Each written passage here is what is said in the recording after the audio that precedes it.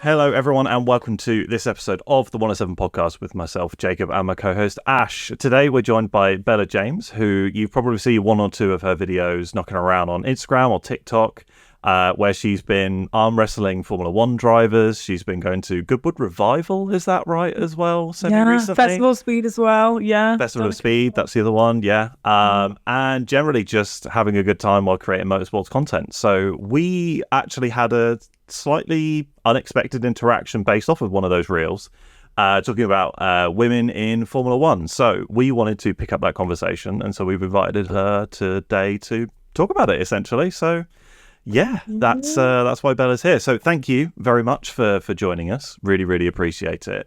Thank you for having me. Of course. I mean, like we sort of jokingly said at the beginning, like the fact that you've given up your time to come and speak to these two idiots is brilliant. So thank you. So we'll start off with just by asking you to just do a cheeky little intro and just explain who you are, what it is that you do, and then maybe like a little bit around the dissertation, not thesis, the dissertation that you've put together. Yeah, I mean, I always struggle to answer that question of like what I do. Like when I meet people at events, like, what do you do? And I say like, I don't know, I say like F1 content creation because that's what it is. But I also do my main purpose is entertainment, whether that be F1 or like not related to F1.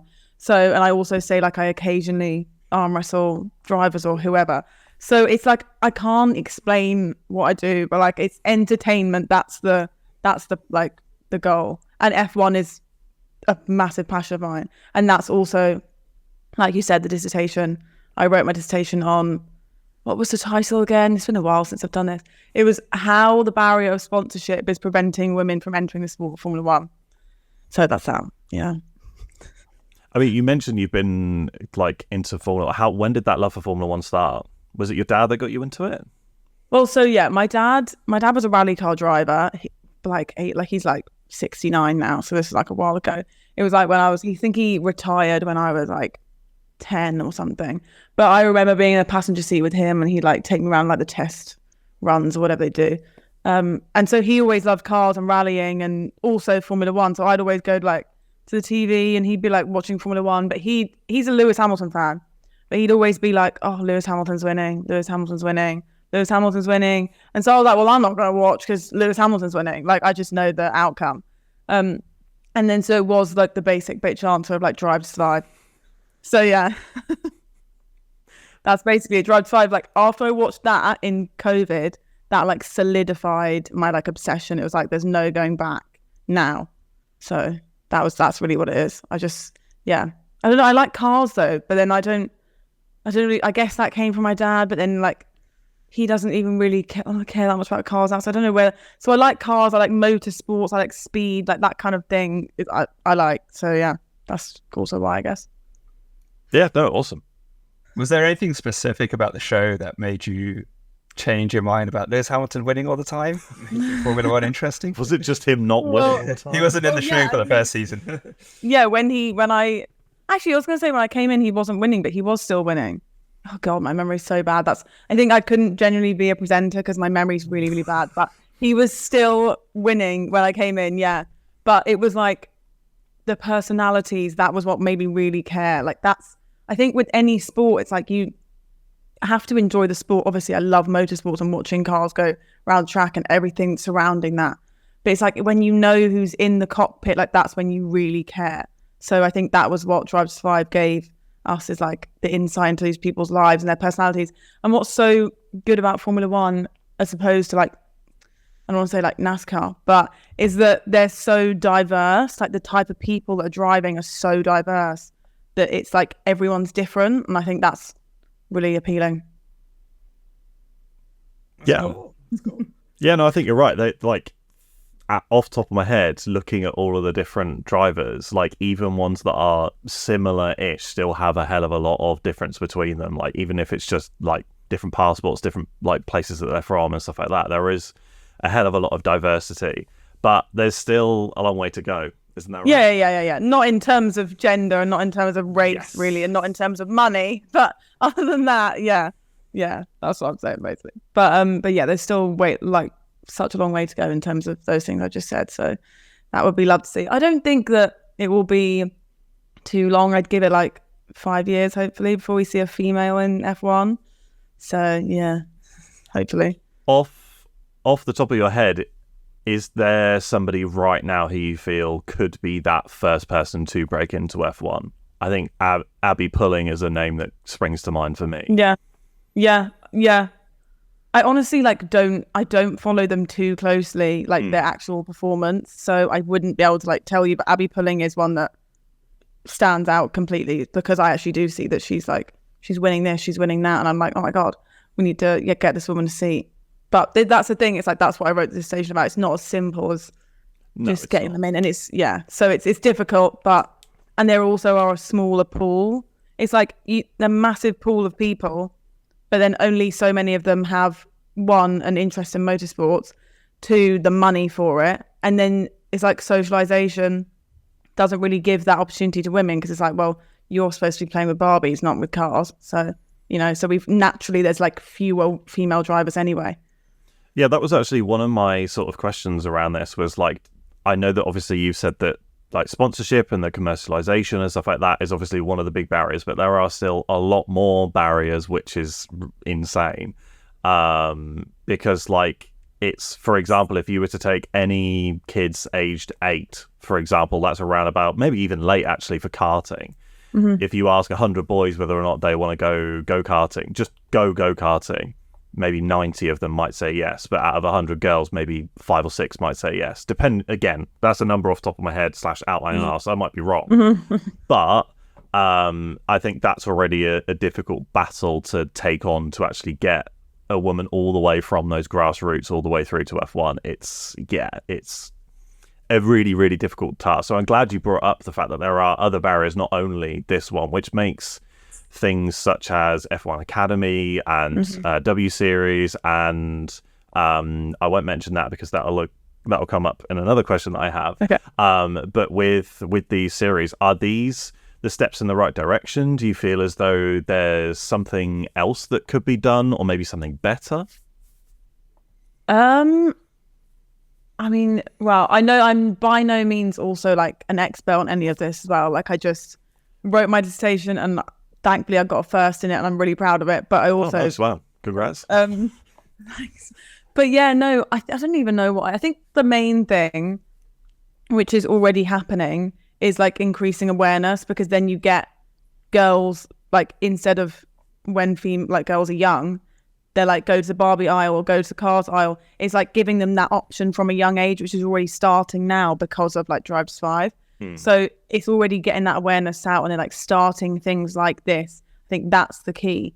Like sponsorship is just the final hurdle, and it's like one of the most difficult ones, but you need to have that interest from a young age and stop people. Like one of the hurdles is like assumed inferiority. Yes. And from a lot of the people who are at the top, which is like, kind of old white men. So yeah. When you started watching the sport and Drive to Survive, was there anything that stood out that said to you, hold on, why isn't there a woman? It could have been like, maybe it was the drivers, was it the lack of team representation? Was there something that just stood out and said, hang on, this doesn't seem right? I mean, or even like the Grid Girls, was it the Grid Girls? Well, true, yeah. Luckily I wasn't really watching when the Grid Girls were about. Otherwise I think it would have been like, what's going on here? But yeah, no. When did the Grid Girls stopped in like 2018? 18, yeah. 2018, yeah. I wrote about that in my dissertation, but yeah, that, which is like, to me that sounds really late. I'm like, wow, was it really that late? Like, but yeah. So yeah, nothing really stood out to me about, I don't know. I wasn't watching it like there's a problem here, but like at all. But then I was also like, I need to break in. We need to go. Like we need to come on. So yeah, and about the Grid Girls, I mean, I think I would have seen that and been like, what's going on? Come on, guys. Because yeah, it's like that's like boxing. Like boxing just baffles me with that whole thing. But they can. Luckily I'm not in that industry, so not yet. And also reading through the dissertation, there was a name that popped up quite a lot, which was Bernie Ecclestone. Yeah. Yeah, I was going to say Bernie Collins, and I was like, a very different. Yeah, those And two are obviously- very different characters. Yeah. Yeah. Yeah. The comments he made, and obviously being the rights holder, kind of he dictated where the sport goes. So I think it shows how important the people at the top are. hmm How do we get representation there? I know. I don't know. I think that's just a case of like the same as what I said before. It's like we need to have a lot of people care for like a long time, like years or whatever it is, to really see any difference. And also, you know, these people are like Bernie Eccleston's getting a bit older. Like he like, thankfully he's out of the equation. But it's kind of things like that. We're just like time is moving on, and with time it will happen. But we also need like initiatives that are going on to do go on, because otherwise it's not like there's nobody going to be there. So yeah, I think it will happen. It's only a matter of time, but it's just like let's do it sooner rather than later. So yeah, which is why we just need like even like female content creators and presenters and stuff, like just some more of an and the fan base, like just more of an interest makes more demand, and then it'll happen. So there are lots of little things that I've noticed as well across like the different teams, and even on the F1 film that's being released next year in 2025, like the fact that they made a point of putting a woman as one of the mechanics during some of the pit stops and stuff like that. Even simple bits and pieces like that can definitely help slowly but surely get more and more women interested into the sport, not only for like drivers and stuff like that, but then also, you know, within the teams too. yeah, I actually didn't know that. I actually didn't know that about the F1 movie. So that's actually very important, because that's a movie which I'm assuming, if it goes well, that people are going to watch for years and years and decades and decades. So it's like, let's get that in there now, so you don't have to, like, that doesn't have to be something that's, you know, done wrong, and we look back at that and we're like, oh well, there's no representation there either. So I think off the top of my head, this may or may not be wrong, but I believe it was something that Lewis suggested / requested, that there was some representation. I think. Please don't. Yeah, take I that wouldn't for gold, but you know. Yeah, I would not be surprised if that was the case. So yeah, hopefully that's what's like. Lewis is great in terms of he's an ambassador, he's a brand, he's an activist, he's like really running the show in terms of diversity. Same with Seb. Seb was doing that, but you know, he's not with us anymore. Well, in the F1 world, he is still around. Did I miss something? Yeah, no, I haven't just read on my phone. Like, he's actually fine, as far as I'm aware. Oh, thank God. Still there. Thank God. Oh, Yeah. it's like one of my favorite drivers. That would have killed me. Oh. No. No, I think that like the more and more stuff that happens, the better, so long as it's done, you know, well, if that makes sense. Mm-hmm. I think there's like, for example, if there's still a seat at Sauber, let's say, for next year, and they've gone, you know what, let's put a woman in the car. We'll choose Jamie Chadwick. We know that she's fast, she's probably got the right skills, and then she completely flops. That's not the right way to go about it either. It also should be on merit as well, because also the team will want success, not only commercially, but also, you know, on the track as well. But do you feel as though if one were to make it and to have reasonable success, so I'm not saying, for example, winning championships or anything like that, but let's say, for example, a female driver like Jamie Chadwick joins and she doesn't finish last every week in what at the moment is a terrible car. She's finishing P15, 16 every now and again, 17, 18, but relative to the teammate within the respective team. Do you think that could open up the floodgates a little bit, and we'd see a few more, like maybe we're just waiting for that one person to make that first step? Yeah, that's what I said in my dissertation. I was like, I don't know, it's like a waiting game of like, who's going to do it? Like, there's not loads of talent to choose from because, you know, there's just way more men than there are women. But like, it is just kind of like, who's going to take that first step? And if they do, and it's so much pressure on the first woman who's going to, after like since 76 or whatever, on the first woman to do it. Like, that's so much pressure, and I literally would not want to be her, because it's crazy. But yeah, exactly. We can't. Yeah, I think that would be great. Like, we don't exactly. I'm not expecting the woman to come in and be like winning. That would be amazing. But yes, my answer is yes. I think that would open the floodgates. But then not even the floodgates yet. I feel like we're looking at like 10, 15 years from now, 20 years from now, and they'll like we'll actually have way more women 2 or interested from 3, young 4, age. 5. Yeah. I think Yeah. when did W Series even start? It was 2018. Yeah. It might have, I was going to say 2017, 2018, 2019. I don't know. 2019, so 19, 21, and 22. Yeah. But so if you're, let's say, a 7, 8-year-old girl in 2019, and you're like, actually, I want to pick up go-karting, I want to, do this properly, take to the track every week, do competitions and stuff like that. If you're 8 in 2017, you would be how old now? 18, 19, 20, 22, 23, 24. So Don't make me do math.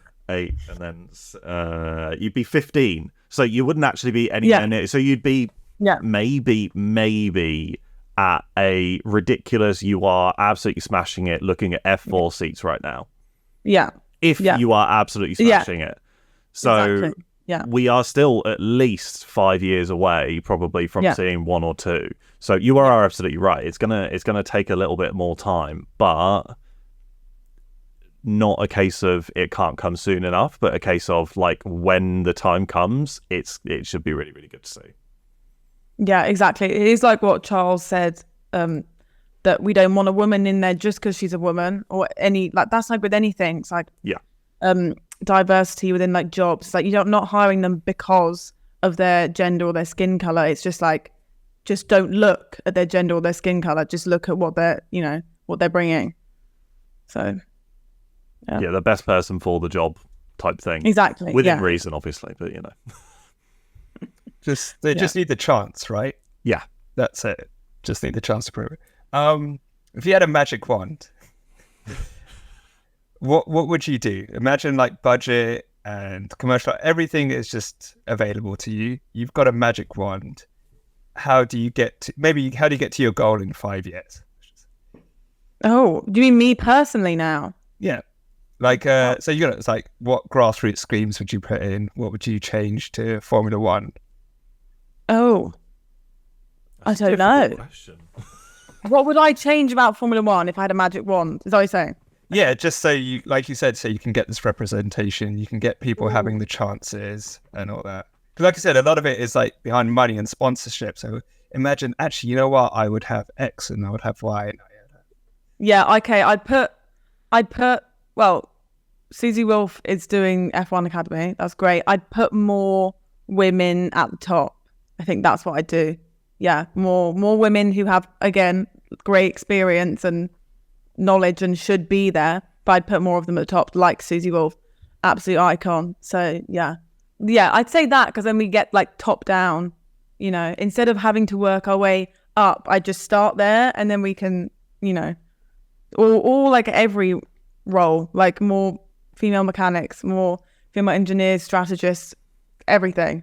Yeah, I want to see a woman team principal as well. So yeah. Yeah. Is it Hannah Schmidt is the Red Bull strategist? Yeah, I think she's probably the most well-known, or at least for me, well-known person that's that high up within a team. I can't think of anyone else who's higher. Mm-hmm. So I think she's probably got the best chance, if that's something that she wants to do. No pressure, Hannah. But if that's something that she wanted to do, I think she's probably the closest to it. I think probably. But I think that, like we said, like there's not been a woman as part of the mechanics during a pit stop ever, as far as I can remember, or at least not in relatively new history. No. So even simple stuff like that, you're absolutely right. And I think having those changes at the top, but then also those grassroots, eventually they have to meet in the middle somewhere, surely. Yeah. And that should, fingers crossed, bear some fruit at some point. And I think like one of the other things that other series are doing, so Formula E, I think, are doing a all-female test next year in Valencia, I want to say. Is that something that you think that maybe Formula One could take a few notes out of their book for? Yeah, definitely. Yeah, I think that's what I was going to say earlier. It's like even like testing, like just get them there. They don't have to be in the Grand Prix. Let's just get them there. Like, even when you see like Toto on the, like at the Grand Prix when he's like watching the screens, and it's like Mick Schumacher or Antonelli that's like with him. Like get a female there, seeing, learning, growing. Like that's just give them the opportunity. Yeah. Yeah, I think like we have testing session, not testing. We have free practice sessions for rookies. It could be, and they've increased those to 2 minimum next year, which is great. But they could even go a step further, for example, and say, right, you have to do 3, but one of them has to be a young female development driver, for example. But again, I think that could also backfire because then you'd compare the times. Then if they're not quite up to scratch, then it could go horribly wrong or be a huge knock of confidence. So it's also, this is the problem as well, is that it's a very fine line between pandering or like dishing things out on a plate, but then also earning, but then they have, but they haven't, but they, yeah, it's a very, very fine line to walk, I think. Does that sound about right to you as to why maybe some teams or maybe even F1 are a little bit apprehensive at times with this stuff? Yeah, no, absolutely. That's a very, very, very good point. Like it's such a difficult situation. It's like, who's going to do it first and how are you going to do it? Because yeah, we want it to happen right. Otherwise it's just going to look bad. And then you could just get a massive backlash. Like women shouldn't even be there, blah, blah, blah. It's just like going to turn into chaos. So we don't want that either. So yeah, that's a very good point. I think you also, in your dissertation, you referenced David Coulthard saying that women weren't physically able to drive a fast car, which is outrageous, in complete honesty. I did have a slightly cheeky question. You actually met him a few weeks ago. Is there any chance you brought this up or no? Or I presume no. I was gonna, I met him in July, in July. Anyway, and I didn't bring that up, annoyingly. I was going to, and then I didn't. But next time I see him, I absolutely will. Because you've built that relationship. Oh, yeah. Ice is broken now. Yeah. Yeah, exactly. Yes.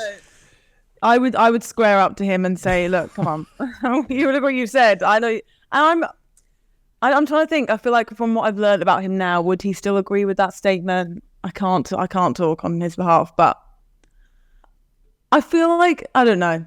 Hopefully he wouldn't, because it is, like I said, a bit ridiculous. Come on. Like, even I arm wrestled him, for God's sake.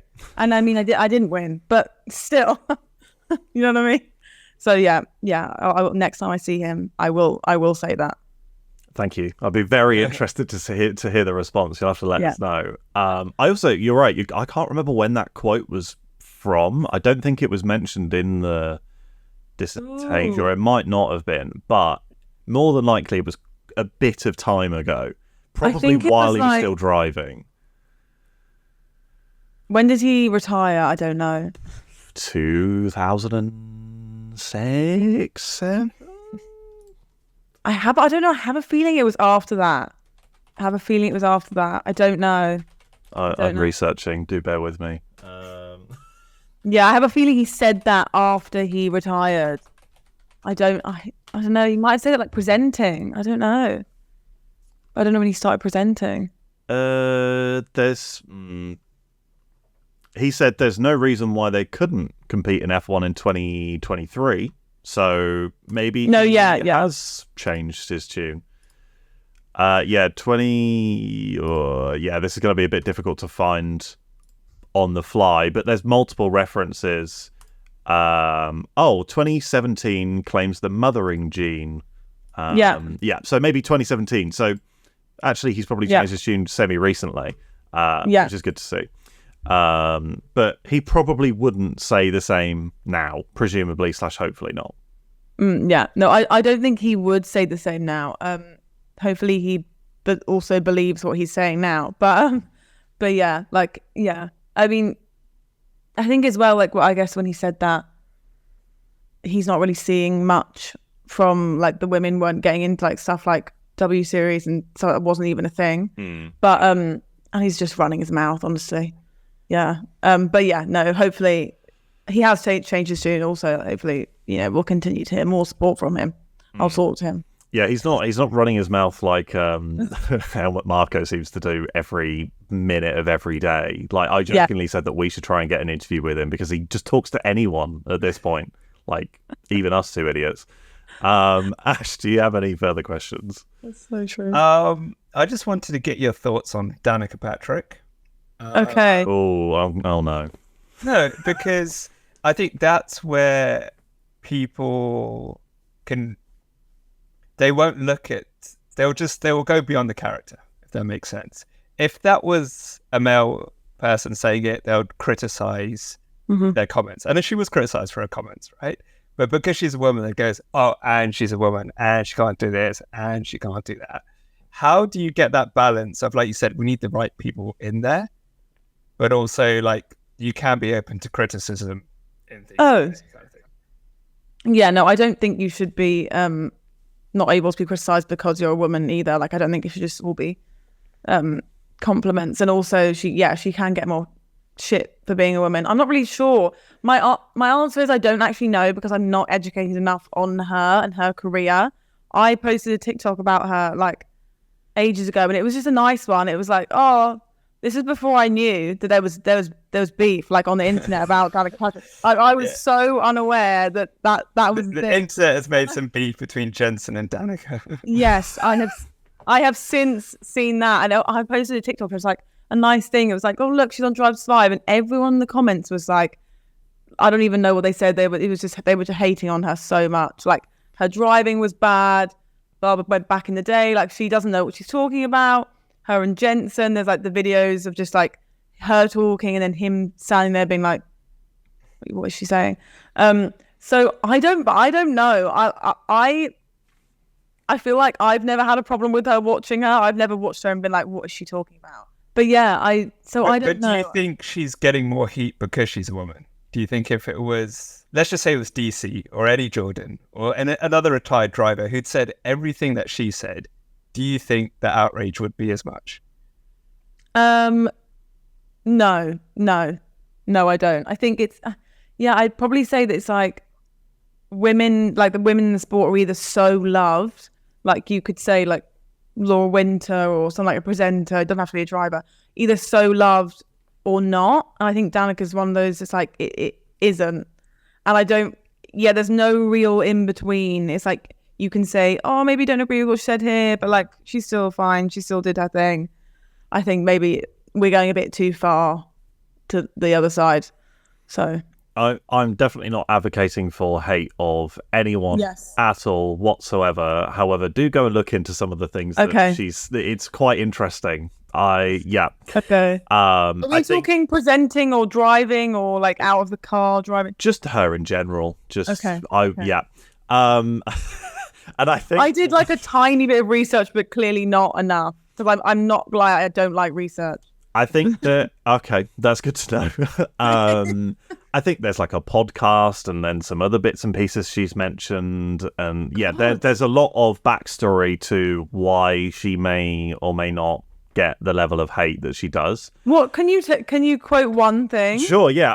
I think she has a conspiracy theory podcast, or she talks about conspiracy theories on a podcast. Like there is a rabbit hole to go down when it comes to Danica Patrick. Like I did actually there see really is. Something about lizard people. Or, something about lizard people. I think about little people. Lizard people. What? Yeah, so isn't it, again, this is off the top of my head, I'll leave Ash to research, but I think there's something about, so she believed that lizard people were a thing, and she invited a conspiracy theorist or a true believer or whatever onto her podcast to then talk about it even more, and it just descended into chaos from there. And then I think she's also received hate for, she said, like, I don't care about cars, like, I'm not a car girl, like, etc., etc. And I think that for a lot of fans who are car people who would die happy talking about cars for the rest of their lives, etc., etc., for somebody like that to not really care, I think is a little bit frustrating. And then you add on top of the ridiculousness. And again, I have F1 TV. I'm quite lucky. I don't have to deal with Sky Sports. So that's how Sky Sports sponsorship has gone years ago, but there we go. But I think that I don't hear half of the stuff. So then I only see clips on Twitter of her being made to look quite silly as well, which isn't great. So that fuels things further. There's a whole discussion around online hate and stuff like that as well, which is huge at the moment for some reason. Yeah. Which I think fuels the fire quite a bit. She's probably reasonably nice, but just a bit weird, like most people. So, but also there are some things she said where I've gone, eh? Have you found anything, Ash? I just found she was on a podcast. And again, titles are titles. It says how to spot a reptilian shapeshifter. That was it. Reptilian shapeshifters. Where the conspiracy theory are like world leaders are actually like shapeshifting reptiles. I don't know what to say to that. I don't know what to say to that. I don't think anyone does. I don't think, Danica does apparently. Yeah.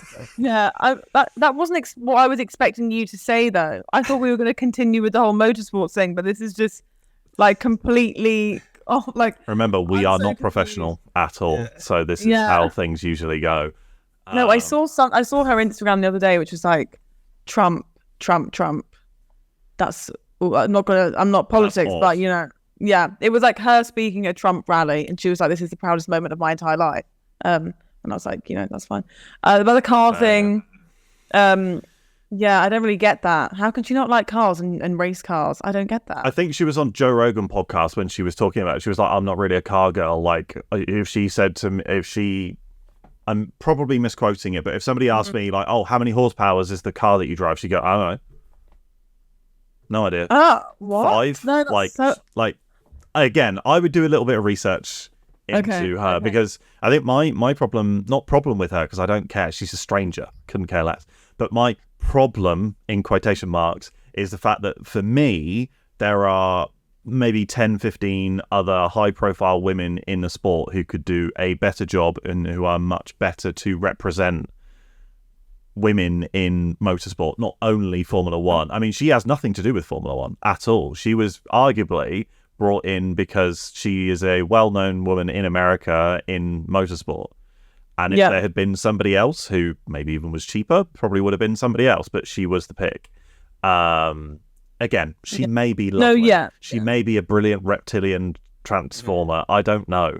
But people like Bernie Collins or Ruth Buscombe Divey, who, as a side note, I really like the fact that she changed her name recently because she got married, and everyone just accepted it like that, just name change overnight. And people weren't like misnaming her or naming her by a previous name, which I really actually liked. That's like a nice little detail. Yeah. But there are a lot of other people who could probably do a gooder job, if not better. I think that's the problem that generally people have, minus the lizard thing.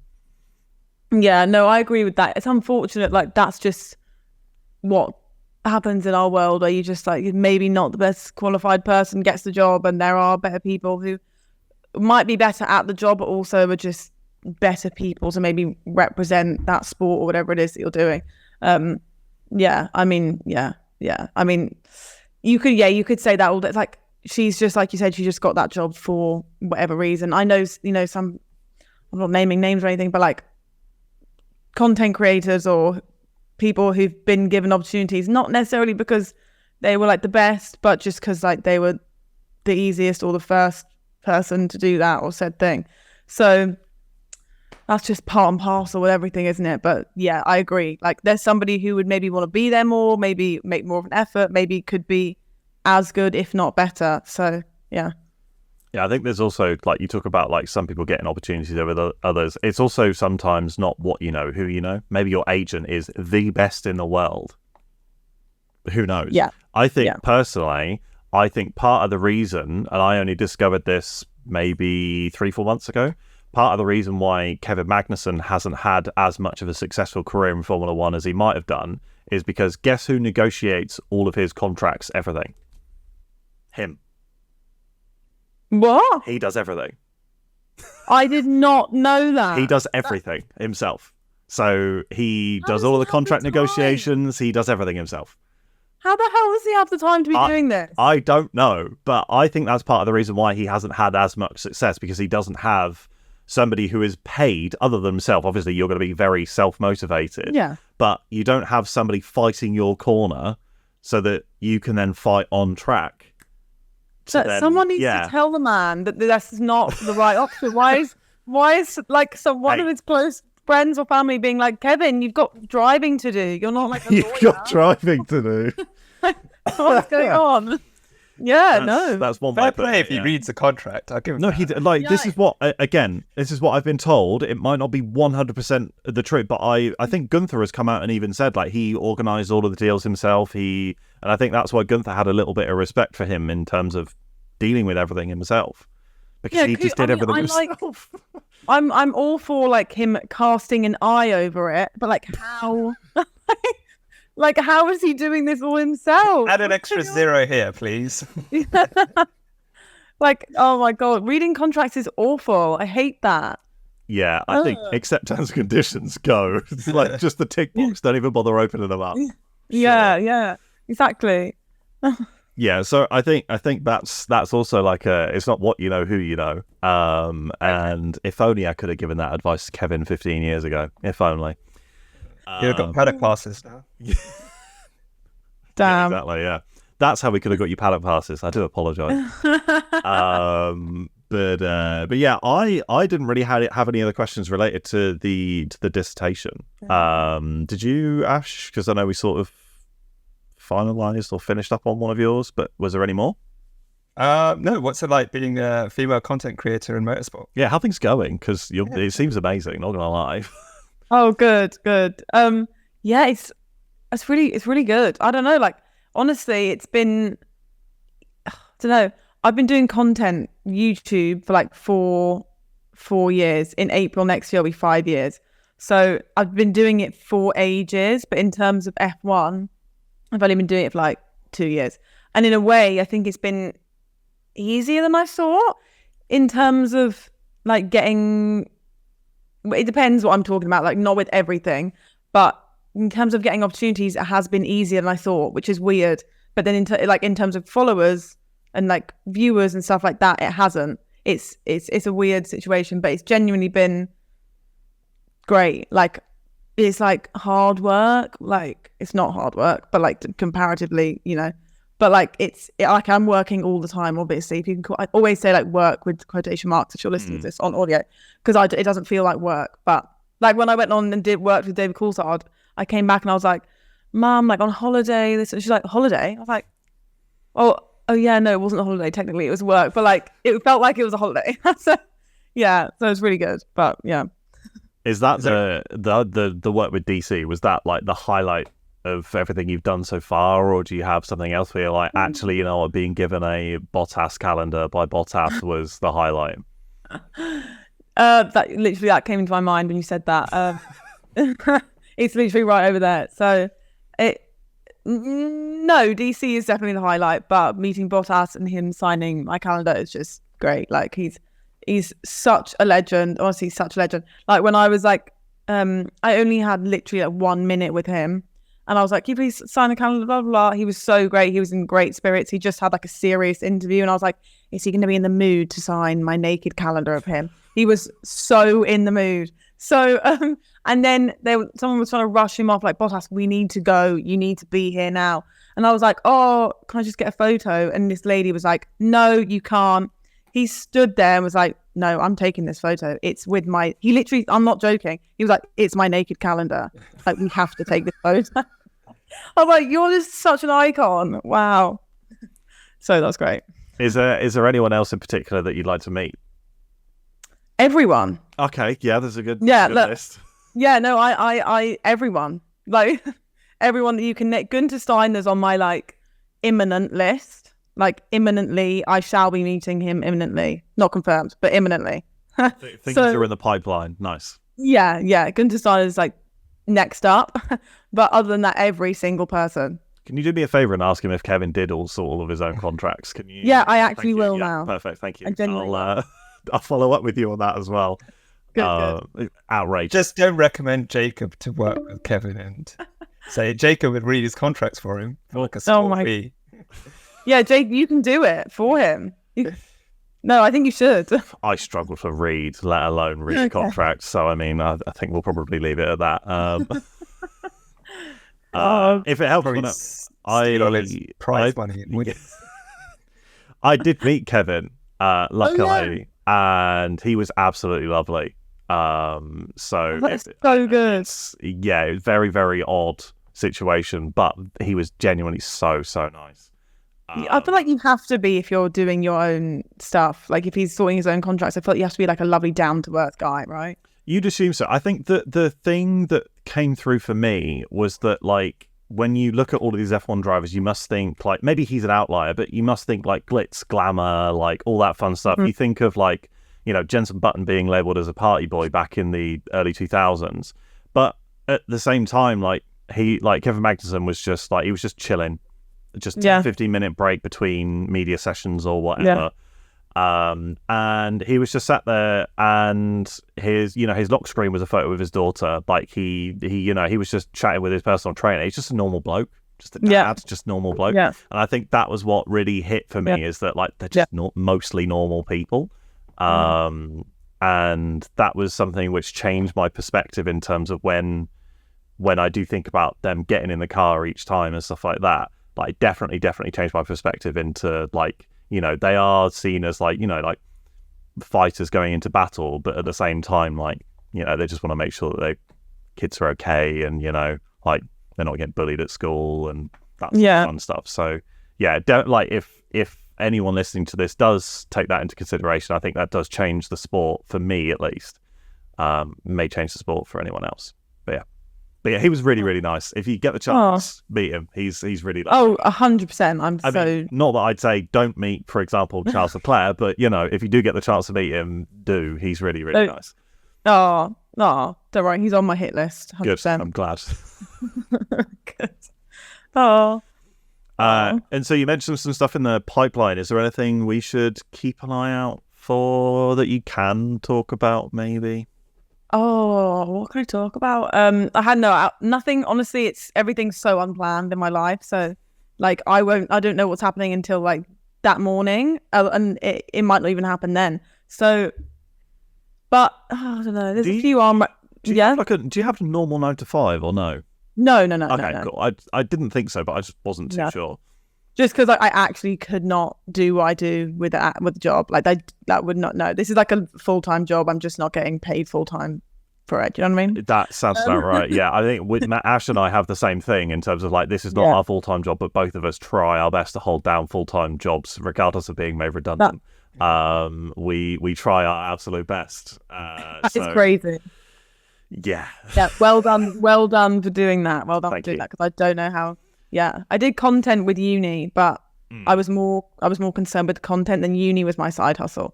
So that sounds like a lot of uni students I've known, but yeah. But yeah, anything coming up that we should know about, or a couple arm wrestles.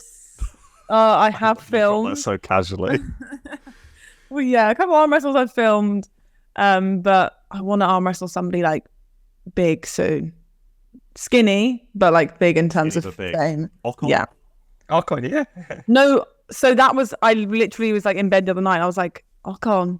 Yeah. I was like, Ocon, I have a chance with Ocon. Can't lie.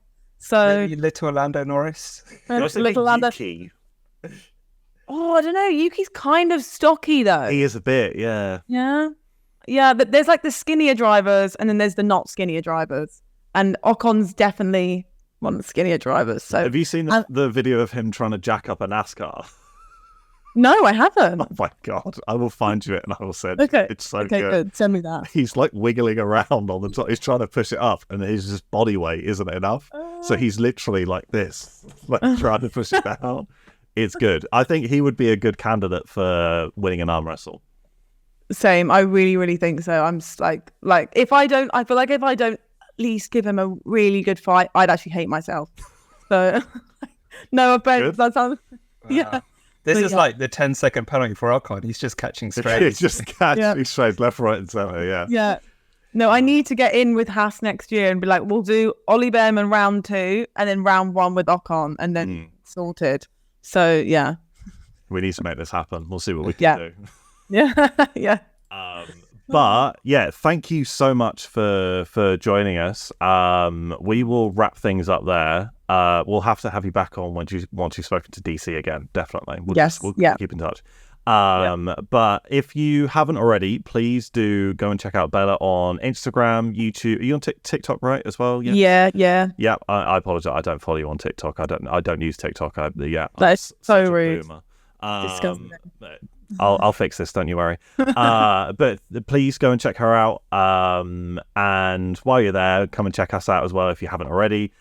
Please do check out the podcast on your preferred podcast platform and make sure you're following us as well. Even though, again, Ash, for the 15th time in a row, we always ask people at the bloody end.